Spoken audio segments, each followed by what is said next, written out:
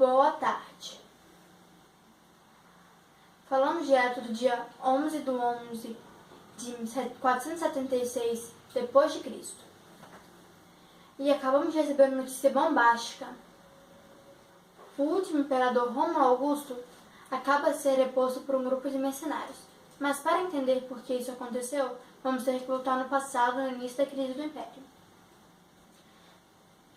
A queda do Império aconteceu por vários fatores, entre os quais a invasão bárbara foi um agravante, mas que nós vamos entender agora com essas imagens explosivas e chocantes de bárbaros lutando contra romanos.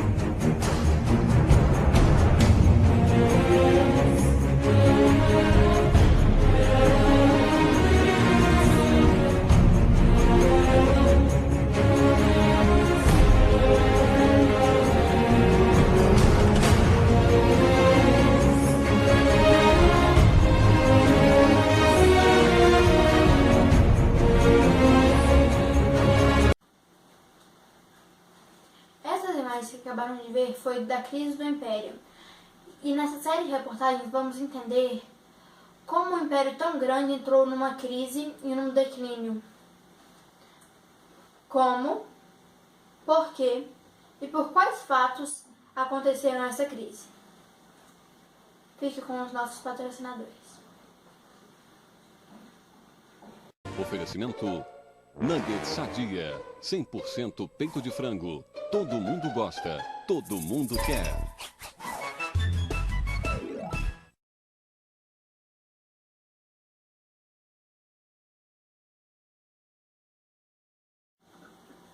Voltamos com o jornal Roma News e vamos saber aonde a cultura romana deixou vestígios. Temos um link ao vivo com 3 cinéfilos especializados na cultura pop. Aonde o Império Romano deixou vestígios e seu legado é rico onde?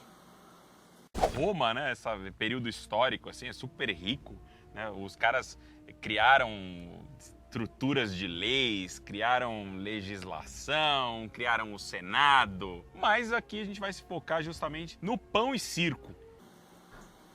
Amigos, pão e circo me faz lembrar de Jogos Vorazes. Eu adoro Jogos Vorazes. Isso também faz parte da cultura pop? E quais outros filmes fazem parte? Você vê uma das principais influências do pão e circo e dos gladiadores que a gente tem nos Jogos Vorazes, no primeiro até, né? Que tem quando você coloca dentro da arena todos aqueles representantes. Isso aí foi muito bem retratado, né, em séries como Spartacus, né? Sim, A série foi Spartacus, agora. que era uma série sobre gladiadores, também... No próprio filme do Spartacus. Sim, também. Claro, como o filme do Spartacus, que originou a série, né, de certa maneira, porque é um personagem histórico, não? É um personagem sim, histórico. É um personagem histórico, então ele influenciou as duas coisas.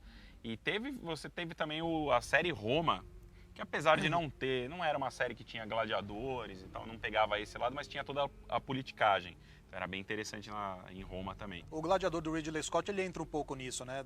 Das intrigas de palácio, assim, ao mesmo tempo que era legal. Se você acompanhava um gladiador, que era um cara do sistema romano que caiu e aí ele retorna como um gladiador. Então você tem esses dois lados. O cara que é o príncipe lá, Ele era imperador. Ele era o Ele vira o imperador. É verdade. Obrigada. Vocês de casa me respondam. Existem gladiadores até hoje? Eu digo que existem. Assim como no pão e circo, nós nos divertimos vendo pessoas se degladiando dentro de ringues. Mas não são só homens. Hoje em dia também são mulheres se degladiando por diversão do povo. Fique com os nossos patrocinadores. é isso? Onde estão seus sapatos? Sabe o que é, professora? Que eu tô usando uma nova melicinha. E ela é toda transparentinha. Por isso que a senhora não tá vendo, professora. Mas ela tá aqui, ó. Para com isso, senão eu chamo o diretor, hein? Agora mostre pro diretor a sua Melicinha transparentinha. Não é uma gracinha, seu diretor? Realmente é uma belezinha. A senhora, professora, queira passar na diretoria depois da aula, sim? Melicinha. Agora bem transparentinha.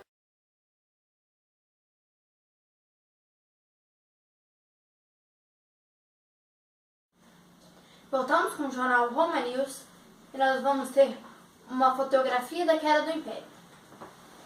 E vamos falar sobre as crises que aconteceram. A primeira foi a crise política, crise econômica e crise do exército. Este gráfico mostra como um império tão grande sucumbiu e toda a história até ele crescer o máximo possível no século II e depois cair. Era um enorme império e de difícil controle. E que facilitou a invasão de quem?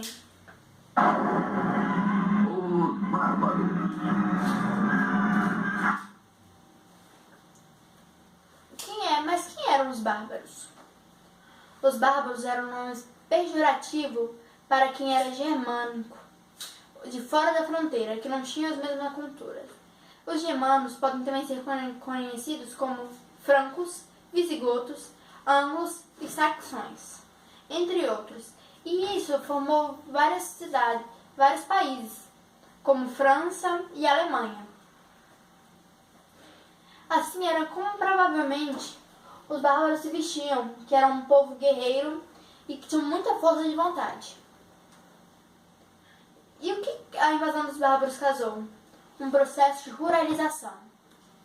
O processo de ruralização era que, em busca de proteção, os habitantes das cidades romanas acabavam se refugiando em propriedades rurais, também chamadas de feudos. Os feudos eram lugares extremamente protegidos e com muros altos.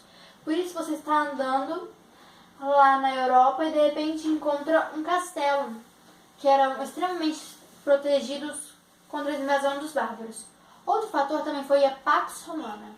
A Pax Romana foi um grande período sem guerra, o que causou a diminuição de escravos e de riquezas.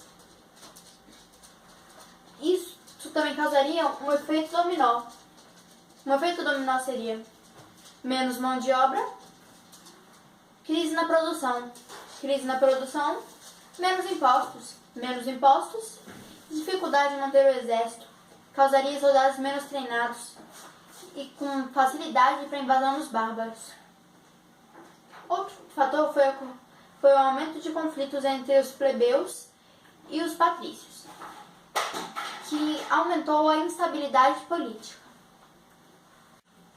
Essa seria a pirâmide da sociedade romana, que veriam primeiro os patrícios, depois os clientes, plebeus e escravos ali na base da sociedade. Como dá para ver, os patrícios sempre estavam no topo e no governo.